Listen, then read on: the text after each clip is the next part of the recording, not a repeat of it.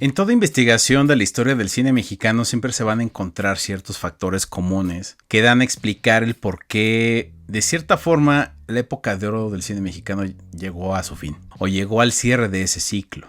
Para cualquier historia cinematográfica en el mundo, el contexto sociopolítico importa. Así como el cine mexicano surgió de la necesidad de reafirmar una identidad ante ciertos peligros, digámoslo así, coloniales que acechaban al país tras la expropiación petrolera, también la crisis del cine mexicano que enfrentó a finales de los años 50 también se explican por el contexto sociopolítico que el país estaba pasando. El pleito lo tuvo usted porque usted es muy peleonero y con todo, y siempre le han de pegar. Yo soy peleonero. Si estábamos cantando un corrido, señor. Sí, señor. Para finales de los años 50, el milagro mexicano pues ya no era tan milagroso. Ya había deuda y ya había ciertas cosas que pues se tenían que pagar y pues ya no alcanzaba para todos porque la clase media en México creció exponencialmente. Y obviamente pues había otras cosas que atender para mantener la estabilidad. Pregúntenle a sus abuelos. La crisis se explica o se podría explicar por tres factores de acuerdo a lo que dice Salvador Elizondo en un artículo que escribió en la revista Nuevo Cine en 1961-1962. El factor de los productores, el factor de los sindicatos y el factor del gobierno, el factor público. Nadie mejor que ustedes sabe los sudores, los sacrificios que nos ha costado la organización y desarrollo de la línea Zócalo-Xochicalco y anexas. Para aquel entonces los productores del cine mexicano eran personas que sí le invertían, pero no reinvertían. Como dijimos en otro video, muchas veces el productor o la película se financiaba en una sola compañía productora que ésta desaparecía al terminar la realización de la película. Si a la película le iba muy bien, la productora seguía. Si a la película le iba muy mal, pues simplemente la compañía desaparecía y creabas otra para hacer otra película. Los mismos productores no reinvertían sus ganancias en el cine. Y como en todo negocio, si no reinviertes, la compañía, el sistema, no crece de una forma sana y estructurada como sucede en Hollywood, como sucede en el Reino Unido, como sucede en Japón y el país que ustedes quieran de primer mundo. En México los productores tenían una manía, entendible por el temor a perder sus inversiones, y pongan esto entre comillas, de decir, híjole, pues ya tuve ganancias, en vez de gastarlo en más cine, pues me voy a comprar unos cuantos terrenitos y pues ahí que vengan a construir unos bonitos condominios y así ya aseguro mi inversión hacia otras cosas. Empiezan a diversificar sus ganancias, lo cual no está mal, pero el cine mexicano se vio muy perjudicado por estas prácticas que no velaban porque esta industria siguiera siendo sana. Pero al contrario, los productores le terminaban echando la culpa tanto a los sindicatos como al gobierno. Y pidiéndole al gobierno, como sucede en México, rescátame por favor, dame dinero, igual que los hoteleros de Acapulco. Bien bonitos para arriesgar, para tener sus ganancias, pero a las pérdidas, pues ahí sí, rescátame. Estamos bien socialistas. ¡Ay tú, Florindo Flores! ¡Válgame Dios santo! Ay, no seas groserote, no molestes a la señora, ¿no ves que está cantando? Segundo factor, los sindicatos. A medida que la industria cinematográfica en México fue creciendo, esta empezó a tener muchos más agremiados y mucha más gente involucrada en la realización de películas y ocupando puestos de trabajo importantes. Desde los tramoyistas, desde los maquillistas, los iluminadores, la gente que se encargaba de decorarlos. Bueno, hasta el señor de la basura tenía sindicato, lo cual está bien, por un lado. Aquí empezó a haber una pugna porque pues ya saben, ¿por qué quedas tú? ¿Por qué tú estás recibiendo más que yo? Y tú estás haciendo más otras cosas. Oye, no, es que espérate, tú ya te estás acaparando todo el poder. A mí ya me toca, etcétera, etcétera. Ya saben, ideas y cosas que suceden en toda lucha sindical. Empiezan a surgir sindicatos charros. Y en este caso, hubo una decisión salomónica que tuvo que hacer Manuel Ávila Camacho como presidente. Se tomó la decisión de crear dos sindicatos para que existiera cierto beneficio y ya no hubiera pleito entre distintos gremios que se dedicaban a partes opuestas de la creación cinematográfica. Esto significó crear el STIC, Sindicato de Trabajadores de la Industria Cinematográfica, que digamos era como el sindicato de los técnicos y manuales y que tenía su base en los Estudios América. ellos tenían la prohibición de hacer películas de largometraje. Es decir, ellos podían hacer cortometrajes y podían tener ciertas concesiones para hacer películas solo si estas eran episódicas. Y por otra parte, se creó el Sindicato de Trabajadores de la Producción Cinematográfica. Estos eran más importantes, tendrían su base en los estudios Churubusco y se encargarían de asegurar el cumplimiento de las consignas en cuanto a la proyección de México a través del cine. En ese sindicato se encontraban los directores importantes, los Gabaldón, los Julios Bracho, los Ismael Rodríguez y todos los artistas de mayor renombre. Esta medida salomónica creó un sistema cerrado, porque al no haber más que estos dos sindicatos para trabajar en el cine, sin la aprobación de estos no podías hacer películas. Y sin la aprobación de estas películas no podía ingresar nuevo talento para hacer nuevo cine. Todo quedaba en familia, entre los mismos de siempre, y pues el envejecimiento de cierta forma tanto en talento como en protagonistas empezaba a ser mucho más notorio.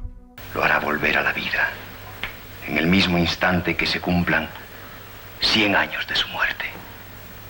Y luego los dos seguiremos para siempre.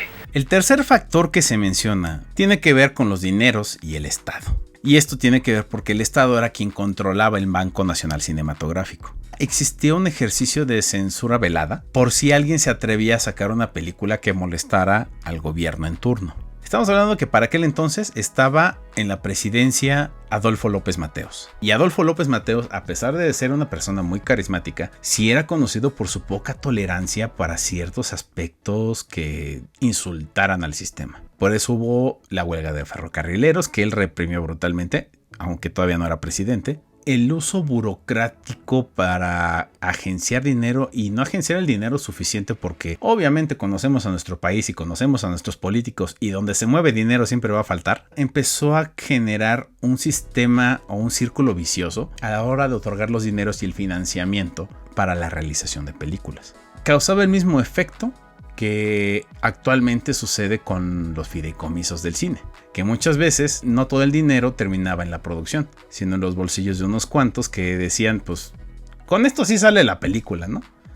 Esto se veía reflejado precisamente en la calidad de algunas películas, porque o se contrataba un sistema de color de menor calidad, o se utilizaba menos equipo, se privilegiaba más la locación, y obviamente a los escritores no se les pagaba tan bien como antes. El factor del gobierno en el deterioro del cine mexicano a final de los años 50 sí tenía mucho que ver con esta forma en la que se distribuían las ganancias y el dinero que era asignado para el cine. Lala, hija mía, ¿no te parece encantador? ¿Qué?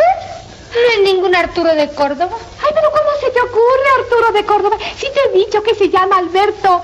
Muchas de las producciones empezaron a deteriorar y empezaron a ser mucho más esporádicas.